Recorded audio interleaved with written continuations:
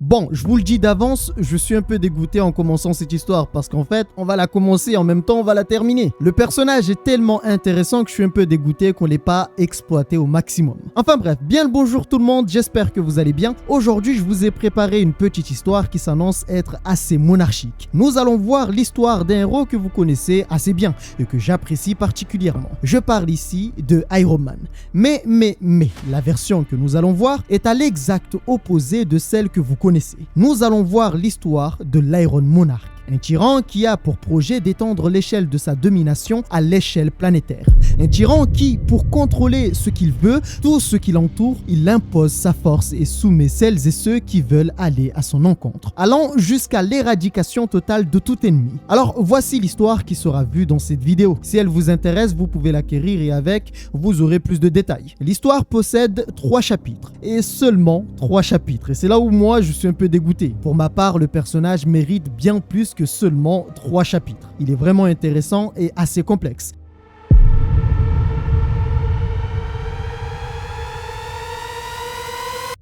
Bon alors, c'est quoi son histoire? Pour commencer, sachez que nous sommes sur la Terre 42 777. Nous sommes à New York et petite information qui a quand même son importance, désormais New York est la capitale des États-Unis. Avec le temps, cette réalité a connu beaucoup d'épidémies, famines et des catastrophes naturelles qui ont absolument tout changé. C'est justement ces événements qui vont faire que l'humanité va réclamer un dirigeant, un homme qui serait capable de prendre le contrôle. Bon, petite rectification, il y a quand même une grosse part de manipulation de la part de Tony pour justement mettre en place tout ça et vous allez comprendre. Mais alors, qu'a fait Iron Man? Il y a de cela une dizaine d'années, un décret d'urgence est tombé. Désormais, on peut être président à vie des États-Unis. Ouais, rien que ça. Avec beaucoup de difficultés, Stark va réussir à obtenir le pouvoir. Être président après que tout le monde l'ait littéralement supplié de prendre ce rôle. Tony avait absolument tout prévu depuis le début et savait depuis longtemps qu'on en arriverait à cette conclusion, qu'on allait demander à un homme de prendre le contrôle. C'est pourquoi il n'a pas pris la terre par la force. Il a tout simplement fait en sorte d'être cet homme. Il a patienté et a attendu qu'on lui offre le pouvoir en période de grande faiblesse. Alors vous me direz comment faire? Eh bien c'est simple. Rendre cette période de faiblesse possible. Et c'est ce qu'il a fait. Il a été patient et a commencé à étendre son influence en explosant sa carrière. Il a créé plusieurs sociétés avec plusieurs filiales un peu partout avec des origines introuvables, histoire de faire en sorte que tout ça ne mène pas à lui directement. Et en très peu de temps, il a eu en sa possession la puissance économique mondiale. Alors en obtenant cette puissance économique, il ne va pas l'utiliser pour prendre directement le pouvoir. Non, Tony avait un autre plan. Peu de temps après qu'il ait obtenu tout ce pouvoir, une guerre a commencé avec les mutants sous le commandement d'un homme que vous connaissez assez bien, Magneto. Il a rassemblé une armée mondiale de mutants contre l'humanité. Tous se sont rassemblés pour justement leur faire face. Et durant cette période de guerre, la Terre n'avait jamais connu un niveau de terrorisme aussi élevé. Durant cette bataille, beaucoup sont morts, comme par exemple le Captain America. Hélas, ce que le monde ne savait pas, c'est que tout cela avait été mis en place par nul autre que Tony Stark. C'est lui qui avait créé cette armée de mutants en la finançant sans cesse dans leurs opérations meurtrières. Il avait donc réussi à réduire grâce à cette guerre planétaire la population mondiale de super-êtres. Après ça, il y avait moins de personnes possédant des pouvoirs pouvant l'arrêter. En échange de tout ça, le contrat était que Magneto devait laisser les vestiges de l'humanité au contrôle d'Iron Man. Depuis le début, c'est ce que voulait Tony, prendre le contrôle du reste. Cependant, il n'avait jamais dit qu'il tolérerait une cohabitation avec Magneto. Il n'avait jamais dit qu'il serait en mesure d'avoir des subalternes. Ainsi, il l'a tué. Et en tuant Magneto sous les yeux du monde entier, il est devenu un héros planétaire. Mais pas encore le dirigeant qu'il voulait être. Pour cela, il a attendu la grande famine que la Terre a subie après cette guerre. Peu après, l'arrivée d'un puissant virus comparable à la maladie de la vache folle a tué une grande partie des bêtes et a rendu certains animaux impropres à la consommation humaine. Pas que, puisqu'après, une nouvelle forme est arrivée dévastant la production mondiale de blé. Les États-Unis n'avaient jamais ressenti une si grande famine. L'Europe suffoquait. L'Asie, l'Afrique, l'Australie, voire même l'Amérique du Sud, aucun n'a été épargné par la famine et beaucoup ont perdu la vie. C'est justement à ce moment-là qu'est apparu Tony Stark. Grâce à Stark Industries, des vaccins ont été délivrés. En moins d'une année, la famine a été éradiquée. Et pour tout ça, il a obtenu le prix Nobel de Stockholm une année plus tard en Suède. Le problème, c'est que l'humanité a encore une fois ignoré la réalité. Car en réalité, cette famine, ces virus venaient tous de lui. Il avait libéré des insectes pour faire le travail et en très peu de temps, c'est son nom qui est ressorti pour être le président, alors qu'il était responsable de tout ça. Après ces événements, on lui a donné plusieurs surnoms. Le héros, le scientifique, le sauveur. Il a fait le plus grand score aux élections. Voyant qu'il arrivait à son objectif, il a développé une technologie pouvant contrôler la météo. Et cela va provoquer des catastrophes naturelles un peu partout, provoquant même la destruction de nations entières. L'Asie ira jusqu'à demander son aide. L'Amérique du Nord s'est effondrée économiquement avant de tomber sous son contrôle. Tous sont venus le voir pour avoir son aide. Et lui, de son côté, il faisait semblant de leur venir en aide, alors que c'était lui l'origine de tous ces malheurs. Ainsi, avec le temps, il a agrandi son empire. Peu après ça, il ira proposer un accord secret à Fatalis, toujours dans le même but. Sauf que Fatalis va le trahir. Et en réalité, c'est plutôt logique. Fatalis est un être très méfiant et fait rarement confiance aux gens. Leur accord stipulait qu'il devait attaquer Washington DC pour détruire les derniers vestiges de la ville. Alors bien sûr, il l'a fait en rasant toute la ville. Il a tué tous les représentants du gouvernement fédéral ainsi que tous ceux de la Cour suprême, sans oublier tous ceux qui étaient liés de loin ou de près au gouvernement ou à la justice. Là où ça a coincé, c'est concernant le reste des mutants. Étant donné qu'ils avaient un désaccord, Tony a décidé de l'affronter dans un combat assez violent. À la fin, il ne restait plus que lui. Ainsi, il est devenu le seul et l'unique souverain de la Terre. Depuis lors, il porte son manteau en signe de trophée et Tony Stark tient le pouvoir entre ses mains. Et j'entends par là un contrôle total sur la Terre. Que ce soit la justice, l'armée, tout est sous son contrôle. Lorsqu'un journaliste est contre lui et écrit des choses qui ne lui font pas vraiment plaisir, il demande simplement son renvoi et son exécution. Autre information, Tony est tombé malade à cause de sa dernière bataille. Et depuis lors, il ne peut plus améliorer son armure et la mettre à jour. Les médecins lui ont dit qu'il devait attendre au moins 3 ans avant de le faire. Et pour pouvoir apparaître en public, il doit forcément porter son armure et utiliser un hologramme. La raison, c'est parce que son état est plutôt grave.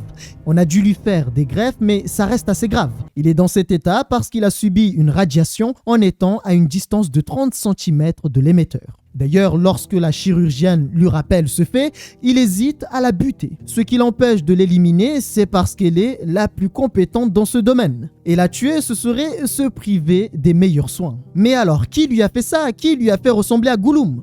Ce n'est nul autre que le puissant et redoutable Victor Von Fatalis. Leur combat a été d'une violence inimaginable. Et durant ce combat, Victor a tout donné pour pouvoir l'éliminer. À défaut de le tuer, il lui a fait des dommages irréversibles. Depuis lors, Tony cache ses blessures aux yeux du public. D'ailleurs, avec tout ça, il est devenu plutôt colérique. Mais bien sûr, ça ne l'empêche pas de faire ce qu'il savait faire le mieux, traquer ceux qui n'étaient pas d'accord avec lui et ceux qu'il ne pouvait pas supporter, notamment les inhumains. Alors les concernant, c'est plutôt un cas spécial. Il veut plus les étudier qu'autre chose. Ailleurs, un homme portant le nom de Arcutus viendra voir son dirigeant et va l'informer qu'il fallait réparer leur stabilisateur. Cependant, durant quelques heures, il n'aurait plus de protection, ce qui fait que leur ennemi pourrait trouver leur localisation. Ce qui signifie aussi que leur jour était compté, car cet ennemi était extrêmement dangereux. Ces gens sont les inhumains et cette personne s'adresse au puissant roi Black Bolt. Cette femme à ses côtés, c'est Susan Storm, la femme de Reed Richards. Elle est devenue la reine d'Attilan après avoir perdu Reed Richards. Et depuis peu, les inhumains sont devenus une espèce rare et traquée par Tony Stark. Pour se cacher, ils se sont enfuis dans les fonds marins avec la cité d'Attilan.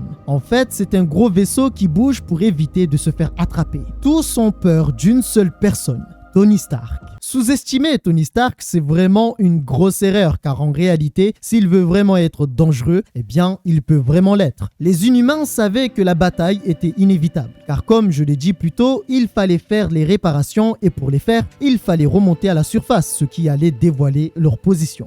En fait, tous savaient que c'était inévitable, mais pensaient retarder ce moment le plus longtemps possible, gagner du temps. Dites-vous que Stark est si puissant qu'il veut prendre le contrôle des Skrulls, les cris et voire de l'univers entier. Les Inhumains savaient qu'en réalité Tony ne voulait pas vraiment les tuer. Il veut les attraper et en faire des expériences pour étudier leur ADN, ce qui inévitablement va causer beaucoup de morts. Mais c'est pas vraiment son problème. La solution pour Black Bolt, c'est d'utiliser quelque chose que leur avait laissé Reed Richards. Une chose appelée la barrière G. Avant tout ça, il faut savoir que la première personne qui a découvert le plan ultime de Tony Stark, c'était Reed Richards, durant la guerre des mutants. C'est à ce moment-là qu'il est mort avec Medusa, la femme de Black Bolt. Après tout ça, et avec le temps, Black Bolt et Suzanne se sont rapprochés et ont décidé de se mettre ensemble. Et c'est un peu comme ça qu'elle est devenue la reine d'Attilan.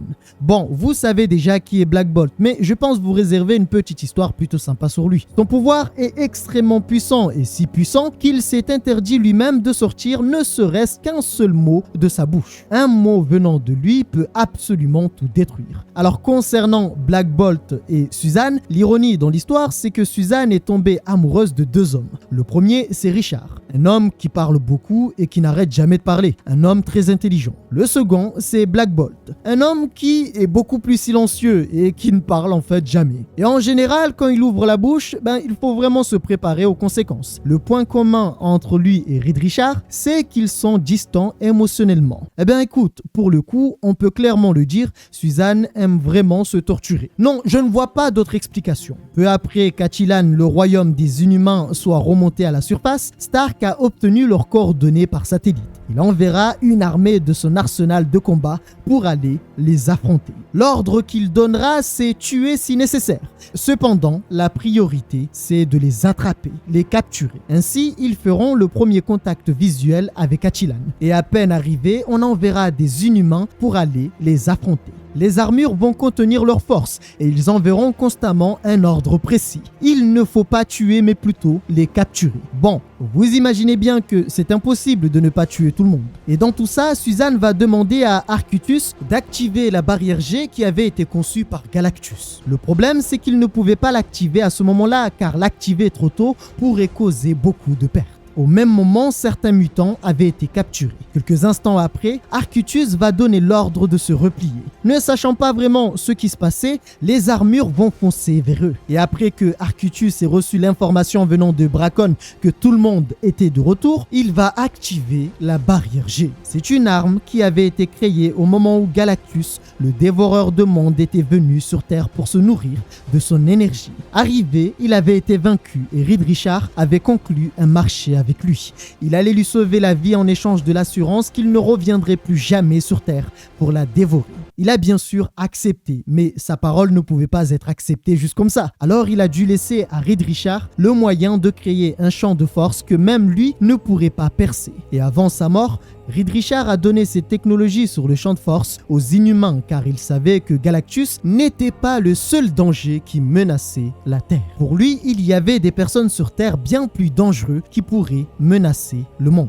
Après l'utilisation du champ de force, 40 000 armures ont été pulvérisées en un instant. Et le champ de force est resté impénétrable. À ce moment-là, des gens étaient venus voir Tony et il va complètement péter les plombs avant de les menacer de les tuer. Il s'avère que ce jour-là, la personne qui était venue pour faire sa rencontre n'était nulle autre que Gambit, accompagné d'une équipe assez redoutable. Bon, vous me direz, comment sont-ils arrivés là? Car rappelons-le, Tony a buté la majeure partie des super-héros, ou si vous voulez, des super-êtres. En fait, cette équipe vient d'une réalité alternative, et Tony l'a compris assez rapidement. D'ailleurs, il est assez confiant concernant sa propre force et pensait pouvoir les éliminer tous sur le moment. Il va les menacer de façon directe et informe que quiconque ose ne serait-ce que cligner des yeux, il allait les bombarder. Bon alors, qui sont ces gens? Le premier, c'est Gambit, le leader. C'est un guerrier mutant possédant la capacité d'envoyer son énergie sur n'importe quel objet et le transformer en projectile explosif.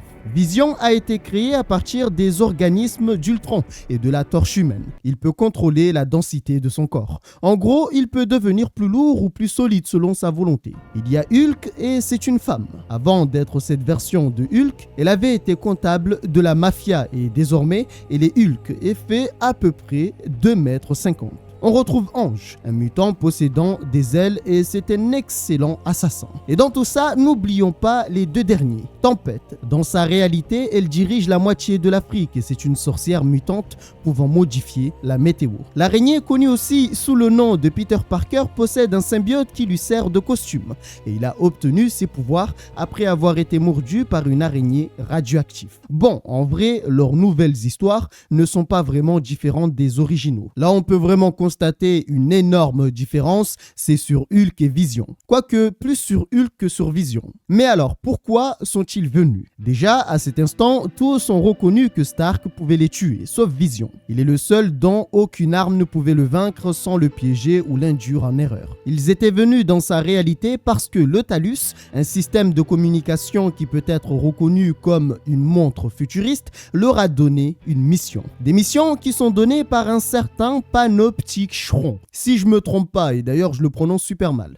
Et cet objet leur a donné beaucoup d'informations concernant Stark. Pensant être plus intelligent et qu'il possède bien plus d'informations que cette chose, Tony refuse de croire à leurs paroles. Alors Gambit lui dira qu'ils savent qu'il a tué son propre père lorsqu'il était jeune. C'est une information dont personne n'était au courant à part lui. D'ailleurs, il a tué son paternel à l'âge de 14 ans. Gambit l'a aussi informé qu'il pouvait l'aider à obtenir ce qu'il recherchait, à savoir les Inhumains. Ils prendront le temps d'en discuter et Tony va expliquer pourquoi il n'arrivait pas à les atteindre. La raison, c'est la barrière G qui a été créée par Galactus et qui avait été donnée à Reed Richards avant de tomber dans les mains des Inhumains. Tony pensait que c'était impossible en fait de la traverser. Mais Gambit donnera une information cruciale. Reed Richards avait conçu une clé juste au cas où si ces technologies tombaient entre de mauvaises mains. À ce moment-là, par inadvertance, des armures de Tony feront irruption. Et sur le moment, ils vont se faire carboniser sur place. Ça montre aussi qu'on ne peut pas sous-estimer cette équipe. Alors l'erreur venait de Tony. D'après lui, ce n'était pas grave. Il avait juste oublié de dire à ses armures de ne pas faire d'attaque sournoise. Bon, mais alors, où est cette clé? Il s'avère que Reed Richards ne l'a pas donnée aux Inhumains. Ce serait incohérent de leur donner l'arme et la clé. Il l'a donnée à un certain Simon Williams, connu sous le nom de Wonder Man. Après avoir entendu ce nom, Tony est resté un peu choqué. On lui demande si c'est grave. Eh bien, pour lui, oui, c'était extrêmement grave, car Wonder Man est un vrai problème dans cette réalité. Spidey propose de lui balancer une bombe nucléaire dans la gueule. Justement, eh bien, là est le problème. Il fera savoir qu'il y a de cela des années, il avait balancé une bombe gamma à haute concentration sur Hulk et cela l'a tué. Le problème, c'est que Simon Williams était juste à côté, à même pas 6 mètres de distance de Hulk. Stark a réussi son coup en tuant Hulk, mais problème. La bombe gamma qu'il a balancée et les gènes de Hulk ont affecté Simon. Ce qui fait qu'il est composé d'énergie ionique et ne peut même plus être considéré comme humain. Bon, déjà, à la base, Wonder Man possédait une physiologie de fou furieux. Imaginez maintenant, vous le fusionnez au rayon gamma de Hulk. Tony Stark a créé un monstre de puissance, bien plus puissant que le géant de jade. Conclusion, Stark ne peut pas le tuer. Et donc, la meilleure solution pour lui, c'était de passer un accord de paix avec lui. Stark ne l'attaque pas et lui le laisse tranquille. D'ailleurs, Tony ne sait même pas où il se trouve et c'est juste qu'il est avec la sorcière rouge, Wanda Maximoff. Alors, que dire ? Mais alors, maintenant, comment ils vont faire pour récupérer cette clé alors qu'ils ne savent pas où ils sont? Eh bien, Gambit savait où il se trouvait grâce au Talus, ce qui va attirer l'attention de Tony. Cependant, Gambit va rapidement arrêter ses mauvaises pensées. Il est impossible de lui retirer le Talus et d'ailleurs, la montre peut tuer le porteur si besoin. Donc, inutile de vouloir l'acquérir par la force. Du coup, pour la clé, c'est quoi la solution? Eh bien, il ne peut pas battre Wonder Man. Et le plan, c'est de simplement voler la clé. Wanda et Simon se sont installés à Hawaï, un lieu plutôt paisible où ils passent leur temps à méditer, nager, s'amuser. Parmi eux, il y a Stephen Strange, qui est désormais ancien maître du mysticisme. Et malheureusement, désormais, il est infirme. Bien, c'est parfait alors. Ils ont la maison, ils ont la cible, ils savent qui attaquer et qui ne pas attaquer. Tout devrait bien se passer, non? Non. Est-ce que vous pensez que j'aurais pas pu faire comme tant avant moi, mettre la poussière sous le tapis? Oui. Peut-être.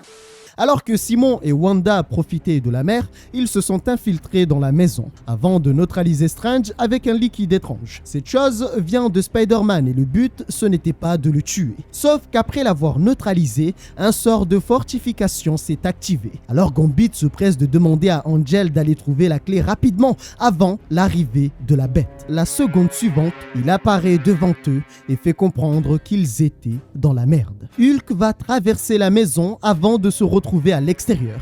Gambit va être balancé dans tous les sens et Simon leur dira que personne n'allait partir de cet endroit vivant. Voyant qu'ils avaient perdu le contrôle, Hulk va se jeter sur lui pour gagner du temps. Au même moment, Angel accompagné de Vision vont traverser les murs pour retrouver la clé. Ils vont bien sûr la retrouver. Sachant qu'ils ne peuvent pas le battre, Gambit va discuter avec lui et va l'informer qu'ils ne veulent pas se battre contre lui. Ce qui est drôle, c'est que ces paroles de paix sont accompagnées de projectiles et éclairs. De quoi faire comprendre à l'adversaire que tu veux simplement discuter. La sorcière rouge fera éclater sa colère et demandera à Storm comment cela était possible qu'elle soit toujours vivante, car elle l'avait vue mourir de ses propres yeux. Quant à Spidey, fidèle à lui-même, il demandera à la sorcière si, durant cette guerre, il a été assez intelligent. Ou est-ce que sa force a marqué l'esprit des gens? Lui, franchement, il faut faire un truc, car dans toutes les histoires le concernant, il lui manque une case. Dites-vous qu'il demandera aussi si sa version de cette réalité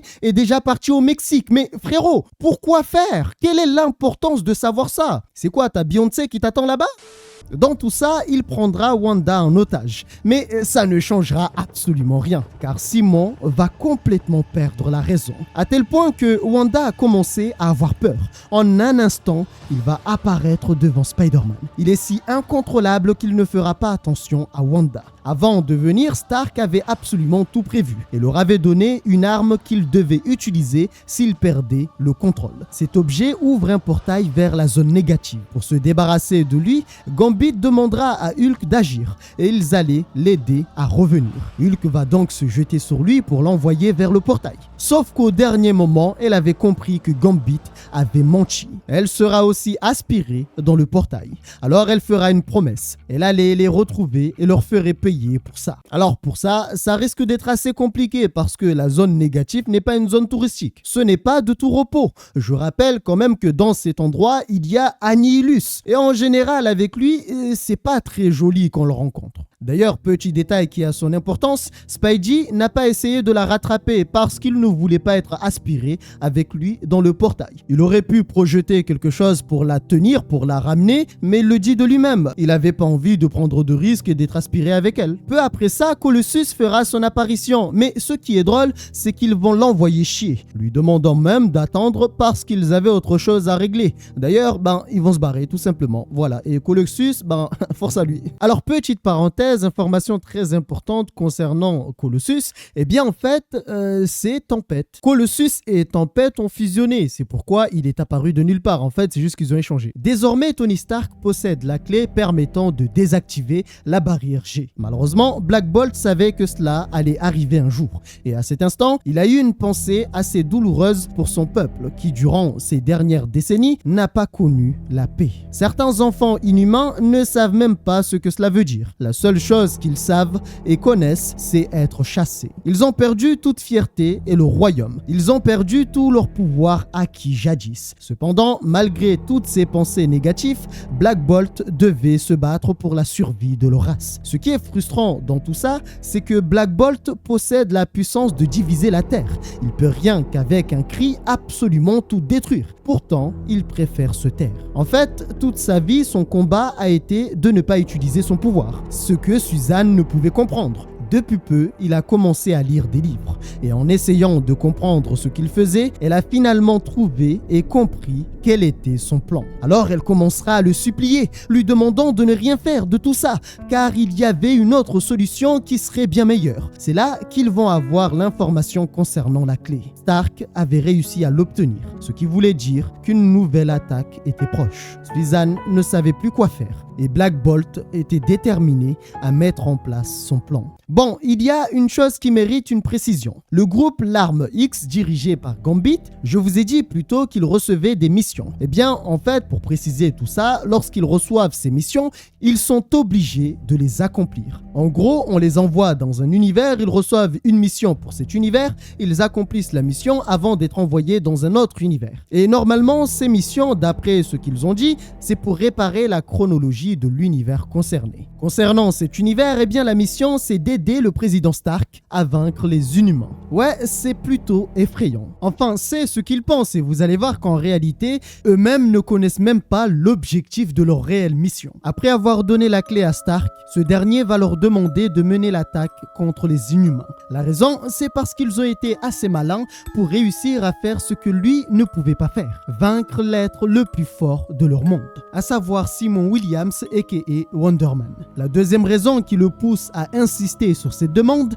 c'est parce qu'ils ont reçu la mission de l'aider et s'ils échouent, eh bien ils pourraient être obligés de rester sur cette planète ou même être envoyés dans une réalité encore pire que celle-là. En d'autres termes, ils ont bien plus intérêt que Tony que cela soit une réussite, surtout s'ils veulent retourner chez eux. Au passage, Tony a rassemblé des mercenaires et parmi eux, on y trouve par exemple le Ghost Rider. Pour un peu les obliger encore plus à agir, Tony va jusqu'à se moquer d'eux en leur disant qu'ils peuvent simplement rester dans la salle de contrôle et les regarder jouer avec leur avenir.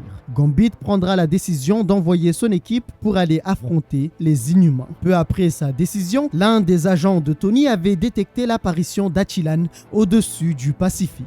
Ce qui a surpris Tony. Pourquoi le roi Black Bolt avait-il pris la décision d'apparaître à cet endroit? Là où ils sont apparus, il n'y a rien, si ce n'est une bande de corail de 6 km. À cet instant, Tony a compris quel était leur plan. Le but était d'éloigner le combat le maximum possible des villes pour éviter les pertes humaines. Et cela voulait aussi dire qu'ils étaient prêts à combattre. La raison pour laquelle Stark est obsédé par les Inhumains, c'est parce qu'il veut conquérir d'autres mondes. Il ne veut pas être que le dirigeant de la Terre. Et pour mettre en place son plan, il a besoin d'avoir avec lui une race humaine qui soit plus forte. D'où le fait qu'il veut obtenir les gènes des Inhumains. Il veut exploiter leur ADN. Ainsi, une guerre des plus violentes a débuté au large du Pacifique. Une guerre telle qu'on entendra les cris de guerre et les armes à plusieurs kilomètres au large. Le but n'était pas de les affronter directement. Le but premier de l'équipe de Stark, c'était de se rapprocher au maximum de la barrière G avec la clé. Durant cette guerre, un personnage marquera la bataille avec sa force. Il s'agit de Karnak, un membre de la famille royale d'Attilan.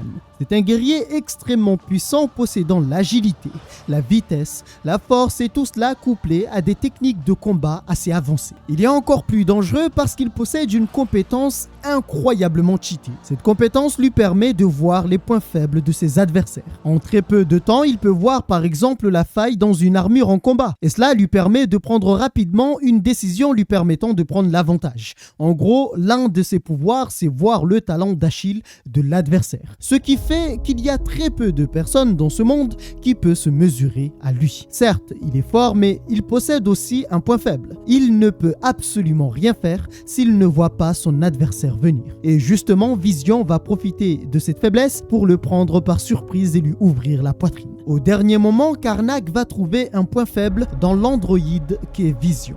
Il va donc lancer une énergie pour détruire son bras gauche, le rendant complètement inapte au combat. Colosse va réussir à s'approcher un maximum de la barrière G. Pour la désactiver, il fallait utiliser une arme conçue par Stark, avec la clé conçue par Reed Richards. Dans la barrière, Black Bolt se présentera à son peuple. Parmi les Inhumains, certains vivent sous terre, d'autres dans les airs et la plupart sur la terre. La présence de Black Bolt signifiait une seule chose. Il fallait répondre aux coups terribles reçus par le destin. Et la réponse serait tragique pour leur peuple. Gambit et son équipe avaient réussi à baisser le bouclier. Il fallait donc mettre en place la phase 2 de leur plan. Neutraliser tous les Inhumains de la ville, que ce soit hommes, femmes ou enfants. Cependant, arrivé sur place, Gambit découvre l'horreur. Pour ne pas mener une vie horrible, une vie misérable et de terreur, par l'ordre de Sa Majesté le roi Black Bolt, la décision a été de tous mourir pour ne pas mourir des mains de Tony Stark. C'est la raison pour laquelle Suzanne était affectée par sa décision. Alors là n'est pas la fin.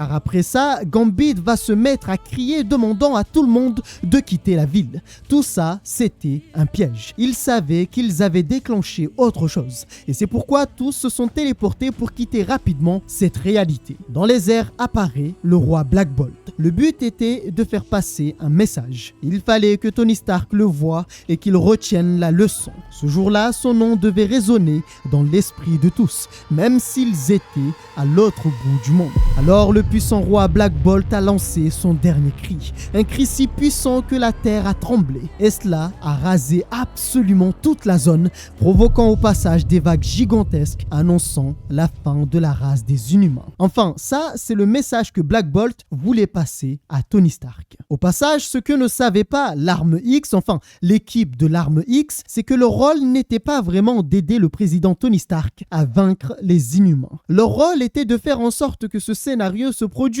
afin d'aider Tony Stark à échouer dans sa mission. Après ces événements, Stark avait pensé avoir tout perdu. Tout ce qu'il voulait, c'était les Inhumains, mais malheureusement avec le cri de Black Bolt, il ne reste aucune trace, même pas un morceau de corps. On pourrait penser que dans un moment de désespoir, Black Bolt a pris la décision de tuer tout le monde. En réalité, non. Black Bolt voulait faire comprendre à Tony qu'il était devenu fou et qu'il avait tout simplement décidé de buter tout le monde, mais ce n'était pas le cas. Il s'est sacrifié avec une partie des Inhumains pour pouvoir permettre aux autres de pouvoir survivre. Alors que Stark digérait cet échec, Suzanne apparaîtra dans l'ombre pour l'éliminer pour de bon. Et Suzanne lui fera savoir que Black Bolt avait camouflé 300 Inhumains pour les sauver de la catastrophe. Parmi les 300 qui devaient survivre et faire prospérer les Inhumains, le roi l'avait choisi pour les diriger. Mais sa rage l'a poussé à revenir pour prendre la vie de Tony Stark. Elle savait qu'en revenant pour le tuer, il n'y aurait pas de retour en arrière. Ainsi, elle est morte. Tony Stark est mort. L'équipe Arme X est repartie dans une autre réalité sans savoir que leur véritable but n'était pas d'aider Tony Stark à gagner, mais plutôt l'aider à échouer. Plus tard, les gens découvriront la vérité sur les actions de Tony Stark et le monde reconnaîtra qu'en fait, il a fallu le sacrifice de toute une civilisation pour libérer le monde des mains d'un monstre, de l'Iron Monarch.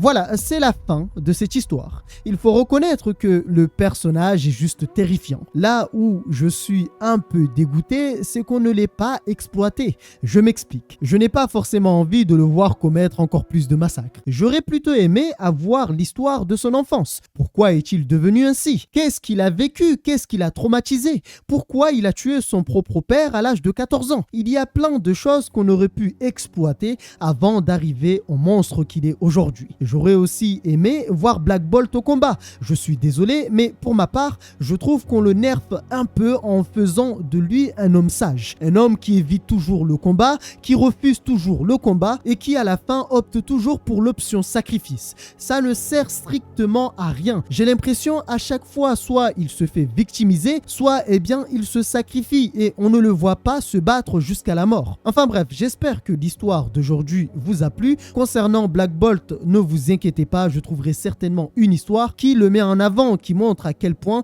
c'est un personnage qu'il ne faut absolument pas sous-estimer. Prenez soin de vous et on se retrouve à la semaine prochaine.